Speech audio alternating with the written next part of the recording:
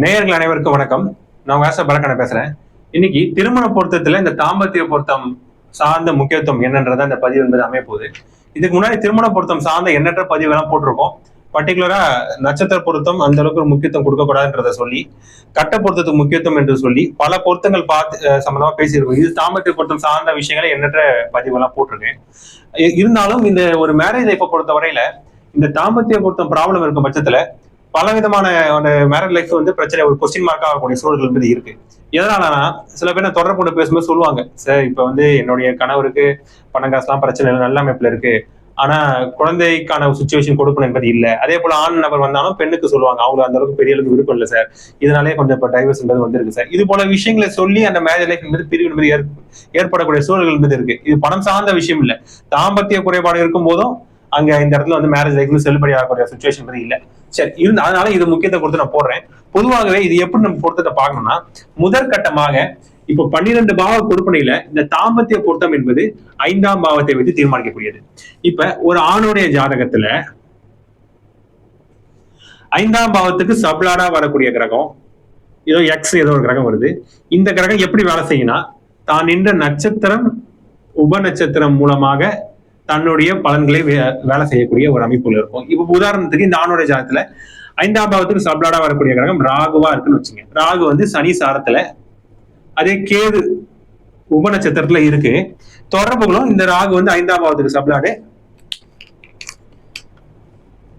இந்த சனி வந்து 6-8 தொடர்பு இருக்கு, இந்த கேது வந்து 12ஆம் பாவம் தொடர்பு இருக்கு. இப்ப இப்படிப்பட்ட சுச்சுவேஷன்ல என்ன ஏற்படும்னா, இந்த நபருக்கு தாம்பத்தியம் சார்ந்த விஷயங்கள்ல அதிகமான ஒரு நாட்டம் அப்படின்ற மாதிரி சொல்லலாம். அதிகமான நாட்டத்தை விட சில பேர் அது கிடைக்காத சூழல்களை தவறான வழிக்கு போறாங்களா, அது போல சூழல்களை அதிகமான எக்ஸ்ட்ரீமா சில பேர் போகல, எந்நேரமா அதே திங்க் பண்ணிட்டு அதே விஷயங்களை பண்ணிட்டு போயிட்டு இருப்பாங்களே, அது போல சூழல்லாம் இருக்கு நிச்சயமா நடைமுறையில. அது போல ஒரு தாம்பத்திய சுகத்தை ஏற்படுத்தக்கூடிய ஒரு அமைப்பு கொண்ட ஒரு ஆணவனை ஜாதகம். இப்படிப்பட்ட ஜாதகத்தை எப்படி இணைக்கணும்ன்ற நம்ம கவனம் பண்றதை பார்க்க வேண்டியது இருக்கு. அப்ப அந்த பெண்ணுடைய ஜாதகத்துல இதே கொடுப்பனைகள் உள்ள அமைப்புகள் இருக்கக்கூடிய ஒரு பெண்ணை இணைக்கும் பட்சத்துல ஒன்னும் ப்ராப்ளம் இல்லை, 2 பேருக்கு மேட்ச் ஆயிடும். ஓரளவுக்கு ப்ராப்ளம் இல்லாம வேற தவறான விஷயங்களுக்கு போக ஓரளவுக்கு மேரேஜ் லைஃப் நல்லபடியா போயிடும். இப்போ உதாரணத்துக்கு இதே பெண்ணோட ஜாதகத்துல அதே 5ஆம் பாவத்துக்கு சப்ளாடா வரக்கூடிய கிரகம் ராகு கேது ஏதோ இது போல மலட்டு கிரகங்கள் ராகு கேது சனி என்பது அதிகமான அந்த தாம்பத்திய அந்த காம எண்ணத்தை அந்த விஷயங்களும் தூண்டக்கூடிய ஒரு அமைப்பு என்பது கொண்டது. அப்ப 6-8-12ஆம் பாவமும் வந்து பாத்தீங்கன்னா அந்த இச்சையை தூண்டக்கூடிய ஒரு அமைப்புகள் இருக்கும். அதே பெண்ணோட ஜாதகத்துல அந்த 5ஆம் பாவம் கொடுப்பேன் ஏதோ ராகு கேது சனி சம்மந்தம் பெற்று 6-8-12ஆம் பாவம் தொடர்புள்ள பெண்ணை இணைக்கும் பட்சத்துல 2 பேருக்கு ஈக்குவலா இருக்கும், ஓரளவுக்கு மேட்ச் ஆகிடும். ஆனா சில நேரங்கள்ல நம்ம இதுக்கு நேர்மாறாகனா இப்படி இருக்கும். சில நேரங்கள்ல 5ஆம் பாவ தொடர்பு 4-10 தொடர்பு இருக்குன்னு வச்சுங்க, அதே ராகு கேது சனிதான். இந்த ராகு கேது சனி இந்த இடத்துல 6-8-12 தொடர்பு வரும்போது அதிகமான காம எண்ண ஓட்டத்தை ஏற்படுத்தக்கூடியது. ஏன்னா அந்த பாவங்கள் தான் வந்து பாத்தீங்கன்னா அந்த செயல்களை ஏற்படுத்தக்கூடியது. ஆனா இதே இடத்துல 4-10 தொடர்பு, 4-10 என்பது 5ஆம் பாவம் தாம்பத்திய சோதனா, அந்த உடைக்கக்கூடியது 4, அதுக்கு 12ஆம் பாவம்ல. அதே போல 11ஆம் பாவம் தாம்பத்திய சோதனா, அதை உடைக்கக்கூடியது 10. அப்ப ஆட்டோமேட்டிக்கா 4-10 இல்ல ராகு கேது சனி சம்மதம் இருக்கும்போது இவங்களுக்கு அந்த தாம்பத்தியத்துல சுத்தமா நாட்டமே இருக்காது. அப்ப இப்படிப்பட்ட ஜாதகத்தை அதிகமாக தாம்பத்திய எண்ணம் கொண்ட அந்த ஆணோட ஜாதத்தை இணைக்கும் போது இங்கதான் பிரச்சனை என்பது வரும். இது போன்ற சுச்சுவேஷன்ல இணைக்கவே கூடாது. இதை இணைக்கலாம், ஆனா இதை இணைக்க கூடாது. இதையும் இணைக்கலாம். அதே 5ஆம் பாவ கொடுப்பேன் 1, 3, 5, 7, 9, 11 தொடர்பு இருக்குன்னு வச்சுங்க. இது நம்ம டீட்டெயிலா நம்ம பார்க்க வேண்டியது இருக்கு. நான் ஜென்ரலா பாவங்களை மட்டும் போட்டுருக்கேன். இப்படி தொடர்பு இருக்குன்னா இவங்களுக்கும் வந்து அதீதமான காம எண்ணங்கள் ஏற்படும். ஆனா கண்ட்ரோல் பண்ணுவாங்க அந்த விஷயத்தை, இவங்களால கண்ட்ரோல் பண்ண முடியாது. இப்படி இணைச்சாலும் ஒன்னும் பிரச்சனைகள் வராது, ஓரளவு மேனேஜ் பண்ணிக்கலாம். இது வந்து இப்ப நம்ம ஜென்ரலா கேபி மொத்தத்துல சில விஷயங்கள் பார்த்தோம். ஆனா இது நம்ம பாரம்பரிய முறைகளை சில விதிகளை வந்து உட்புகுத்தி பார்த்துட்டு தான் இந்த பொருத்தத்தை முடிவு பண்ண வரணும். 2 விஷயம் கம்பேர் பண்ணி பார்க்கும்போது துல்லியமா ஓரளவுக்கு நம்ம வந்து அந்த ப்ரெடிக்ட் பண்ணிடலாம் சில விஷயங்களை. அதுல இப்ப உதாரண அமைப்புல அதையும் நான் காட்டுறேன் பாருங்க. இப்போ ஒரு ஆணுடைய ஜாதகம் இருக்கு, பெண்ணுடைய ஜாதகம் இருக்கு. எல்லா கிரக கொடுப்பனைகளும் நோட் பண்ணல, இந்த தாம்பத்தியம் சார்ந்த 5ஆம் பாவ விஷயங்கள் மட்டும் இப்ப நான் சொல்ல போறேன்.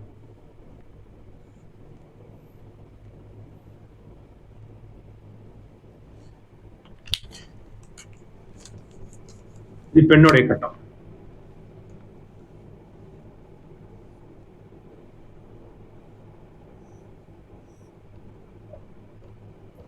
இப்ப இந்த ஆண் வந்து பாத்தீங்கன்னா மிதுன லக்னம் அப்படின்ற மாதிரி எடுத்துங்க.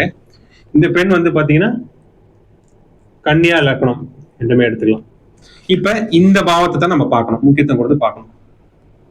5ஆம் பாவம், இதுக்கு வந்து இந்த பாவத்தை நம்ம பார்க்கணும். சரி, இப்ப இந்த ஆணுக்கு வந்து பாத்தீங்கன்னா இந்த 5ஆம் அதிபதி யார் வருவா? சுக்கிரன் வராரா? இப்ப இந்த சுக்கிரன் லக்னத்துக்கு 8ல போய் உக்காந்துக்கிட்டு அந்த சுக்கிரனுடைய சேர்க்கை ராகு. சுக்கிரன் வந்து லக்னத்துக்கு 8ல போய் மறைந்து அந்த சுக்கிரன் வந்து ராகுடைய சேர்க்கை பெற்று இருக்கு. இங்க ஆப்போசிட்ல இந்த இடத்துல கேது வந்துடும். வந்துருச்சுங்களா? 8ல மறையது ஒரு பிரச்சனை. அதே போல ராகுடைய முழு இருள் கிரகத்தோட சேரக்கூடிய ஒரு அமைப்பு. ஆல்ரெடி இந்த சனியோட வீட்டுல இருக்கு. சனியும் ஒரு முழு இருள் கிரகம் தான். அந்த சனியை வந்து லக்னத்துக்கு 6ஆம் பாவத்துல இருக்கு. சரிங்களா? அப்ப எந்த அளவுக்கு ஒரு பாபத்துவமான ஒரு அமைப்புகள் இருக்கு பாருங்க. தாம்பத்தியத்தை குறிக்கக்கூடிய இவங்களுக்கு வந்து பாத்தீங்கன்னா தாம்பத்தியம் இல்ல, குழந்தை பாக்கியம் இல்லன்றமே நம்ம போக தேவையில்ல. குழந்தை பாக்கியம் இல்லாம போனா இந்த சுக்கிரன் வந்து பாத்தீங்கன்னா நீச்சம் அடையணும். இந்த நாள்ல உட்காந்து நீச்சம் அடையக்கூடிய சிச்சுவேஷன் இருக்கணும். அதுக்கப்புறம் இந்த பாபகர்கள் கொடுப்பனை இருக்கும் பட்சத்துல தன்னுடைய ஸ்தான பலத்தை இழந்து குழந்தை பாக்கியம் இல்லன்ற மாதிரி நம்ம கொண்டு போயிடலாம். இந்த 8ஆம் பாவம் என்பது மர்ம உறுப்பு. அதனால வந்து அதீதமான அந்த காம எண்ணத்தை ஏற்படுத்தக்கூடிய சுச்சுவேஷன் கொடுத்துரும். அப்ப இந்த சுக்கிரன் லக்னத்துக்கு 8ல் இருந்து ராகுவோட சேர்க்கை பெற்று டிகிரி வயசு ரொம்ப 2 டிகிரி 3 டிகிரி நெருக்கத்துல இருக்குன்னு பாருங்க. இந்த ஸ்தானாதிபதி சனியும் லக்னத்துக்கு 6ஆம் பாவத்துல மறைஞ்சு, அப்ப அதுவும் வந்து ஒரு இருள் கிரகம். அதே போல இந்த கேதுவோடு சந்திரன் சூரியன் இது தொடர்பு. இது வந்து பாத்தீங்கன்னா அமாவாசை சந்திரன். இந்த சந்திரனுடைய அசுப பார்வை, ஏன்னா வந்து பாத்தீங்கன்னா பௌர்ணமி சந்திரன் அமாவாசை சந்திரன், இதனோட அசுப பார்வை இந்த சுக்கிரனுக்கு விழுக்கும் பட்சத்துல எந்த அளவுக்கு வந்து பாத்தீங்கன்னா இந்த ஆண் நபர் வந்து எந்நேரம் அதையே திங்க் பண்ணிட்டு அதே வேலைகளா சுத்திக்கிட்டு திருமணமானாலும் மனைவி கிட்ட கிடைக்காத சுகத்தை வேறு வகையில் வந்து போய் இந்த மனம் அலைபாயக்கூடிய சூழல்கள் வந்து கொடுக்கும். அப்ப அப்படிப்பட்ட ஒரு ஜாதகத்தை எப்படிப்பட்ட ஒரு பெண்ணுடைய அமைப்புல இணைக்கணும்னா அதே ஈக்குவலா அந்த தாம்பத்தியம் கொடுப்பனை கொண்டு ஒரு பெண்ணோடு இணைக்கும் போது பிரச்சனைகள் என்பது இல்ல. எப்படின்னா இதே போல கொடுப்பனைகள் இங்கேயும் வந்துடணும். இதே காம்பினேஷன் இப்ப இந்த ஜாதகத்துல இருக்குன்னு வச்சுங்க. 5ஆம் அதிபதி சனி 5லயே ஆட்சி பெற்று இருக்கு. அந்த சனியோட கேது சேர்க்க ராகு இந்த இடத்துல லக்னத்துக்கு 11ஆம் பாவத்துல இருக்கு. ஓகேங்களா? அதே போல எந்த ஒரு சுபகிரக பார்வையும் இந்த இடத்துல இல்ல. இந்த சுபகிரக பார்வை இருந்தாலும் ஒன்றும் பிரச்சனை இல்லை.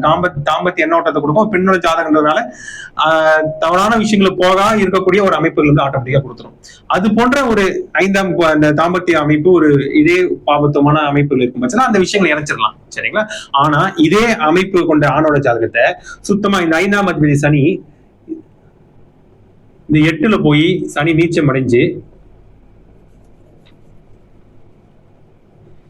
இந்த 8ஆம் அதிபதி வந்து பாத்தீங்கன்னா செவ்வாய் லக்னத்துக்கு 4ல 4ஆம் 5 உடைச்சிடும். சரிங்களா? இருக்கும் பட்சத்துல இவங்களுக்கு தாம்பத்திய அந்த குழந்தை தாம்பத்திலும் விருப்பம் இருக்காது. குழந்தை பாய கொடுப்பு ரொம்ப வீக் ஆகக்கூடிய சிச்சுவேஷன் ஆட்டோமேட்டிக்கா கொடுத்துரும் இவங்களுக்கு. சரிங்களா? இது போன்ற ஒரு அமைப்பு. லக்ன பாவ கொடுப்பனையும் பார்க்கணும். புதன் வந்து பாத்தீங்கன்னா இந்த இடத்துல வந்து 7ல போய் நீச்சம் அடைஞ்சிருக்கிற சிச்சுவேஷன். லக்னத்தையும் பார்க்கணும். குழந்தை பாக்கிய அமைப்புகளுக்கு இவரு வந்து 5ஆம் அதிபதியை அதை மட்டும் பார்த்து முடிவு பண்ணக்கூடாது. இதையும் பார்த்துட்டு இது போன்ற பெண்ணோட ஜாதகம் தாம்பத்தியத்தில் சுத்தமான ஆட்டம் இருக்காது. அப்ப இப்படிப்பட்ட ஒரு செக்ஷன்ல தான் வந்து பாத்தீங்கன்னா இதை நம்ம இணைக்கவே கூடாது. இதே போன்ற அதீத காமம் உள்ள ஜாதகத்தை அதே போல அமைப்புல இணைக்கணும். இல்ல வந்து பாத்தீங்கன்னா நல்ல சுபத்துவமான அமைப்புல இருந்தாலும் இணைக்கலாம். ஒன்றும் பிரச்சனைகள் இல்லை. இந்த 5ஆம் அதிபதியும் லக்னாதிபதியும் லக்னத்துக்கு வந்து 1, 5, 9ஆம் ஸ்தானத்தில் இருந்தாலும் 1, 5, 9ஆம் வீடுகளில் இருந்து சுபகிரகத்தின் குருவோ சுக்கிரனோ இல்ல பௌர்ணமி சந்திரன் பார்வையில் இருக்கக்கூடிய ஒரு ஜாதகத்தை இணைக்கும் போது ஒன்றும் பிரச்சனைகள் இல்லை. அது போன்ற அமைப்பு இவங்களுக்கு காம எண்ணோட்டம் இருக்கும். அதுல வந்து மேட்ச் பண்ணிடுவாங்க ஓரளவுக்கு. ஆனா சுத்தமா அதுல எண்ணோட்டமே இல்லாத ஒரு ஜாதகத்தை இணைக்கும் போது பிரச்சனைகள் வரும். இப்படி நம்ம பொருத்தம் பார்த்து ஒரு விஷயத்தை முடிவு பண்ணும்போது நிச்சயமாக அந்த தாம்பத்தியத்தின் மூலமாக அவங்க மன வாழ்க்கை பிரிவு ஏற்படாமல் நம்ம தவிர்த்து விட முடியும் என்று சொல்லி இந்த பதிவை முடித்துக் கொள்கிறேன்.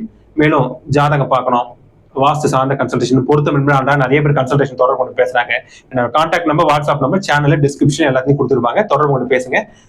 மேலும் பல நல்ல தகவலுடன் உங்கள் அடுத்த பதிவில் சந்திக்கும் வரை உங்களிடம் விடைபெறுவது உங்களின் ஆஸ்தா பரத்கரன். நன்றி, வணக்கம்.